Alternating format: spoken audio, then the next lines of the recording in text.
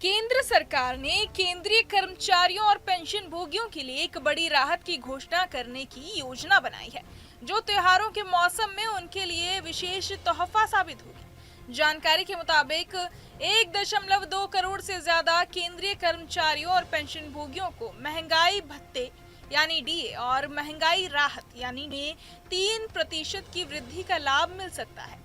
ये बढ़ोतरी दिवाली से ठीक पहले अक्टूबर के पहले सप्ताह में घोषित होने की संभावना है, ताकि कर्मचारियों को त्योहारी मौसम में अतिरिक्त आर्थिक सहारा मिल सके।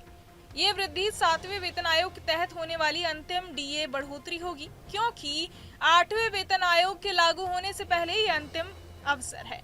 केंद्र सरकार साल में डीए में 2 बार बढ़ोतरी करती है। पहली बार जनवरी जून की अवधि के लिए, जो आमतौर पर होली से पहले घोषित होती है, और दूसरी बार जुलाई दिसंबर की अवधि के लिए, जो दिवाली से पहले घोषित की जाती है।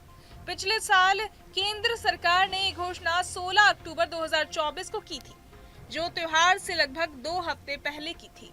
इस बार चूंकि दिवाली 20-21 अक्टूबर को पड़ रही है, इसलिए बढ़ोतरी केंद्रीय कर्मचारियों के लिए त्योहारी तोहफे के रूप में देखी जा रही है। 7वें वेतन आयोग के तहत डीए का निर्धारण औद्योगिक श्रमिकों के लिए उपभोक्ता मूल्य सूचकांक के आधार पर किया जाता है, और ये सूत्र सीपीआई आईडब्ल्यू के 12 महीने के औसत आंकड़ों पर आधारित होता है। जुलाई 2024 से जून 2025 तक औसत सीपीआई आईडब्ल्यू 143.6 रहा, जो 58% की डीए दर के बराबर है। इसका अर्थ है कि जुलाई दिसंबर 2025 की अवधि में केंद्रीय कर्मचारियों का डीए 3% अंक बढ़ जाएगा। इस बढ़ोतरी का प्रभाव कर्मचारियों की सैलरी पर भी स्पष्ट रूप से दिखाई देगा।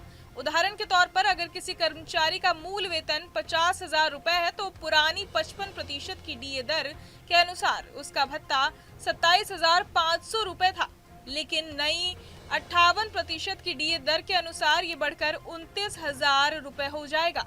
इसका मतलब है कि प्रत्येक कर्मचारी को अब हर महीने 1,500 रुपए अतिरिक्त मिलेंगे, जिससे उनकी मासिक आय में सीधा इजाफा होगा। इस बढ़ोतरी के महत्व को और बढ़ाती है ये तथ्य कि 7वें वेतन आयोग दिसंबर 2025 में समाप्त हो रहा है, और इस बढ़ोतरी के बाद अगले वेतन आयोग की व्यवस्था लागू होगी। मोदी सरकार ने जनवरी 2025 में 8वें वेतन आयोग के गठन की घोषणा की थी, लेकिन अब तक आयोग के सदस्यों की नियुक्ति नहीं हुई है, और इसके लागू होने की निश्चित तिथि पर कोई आधिकारिक जानकारी सामने नहीं आई है।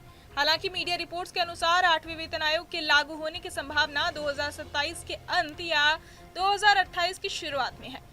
ऐसे में ये डीए बढ़ोतरी कर्मचारियों के लिए 7वें वेतन आयोग के तहत अंतिम अवसर के रूप में बेहद अहम और त्योहारी मौसम में स्वागत योग्य है।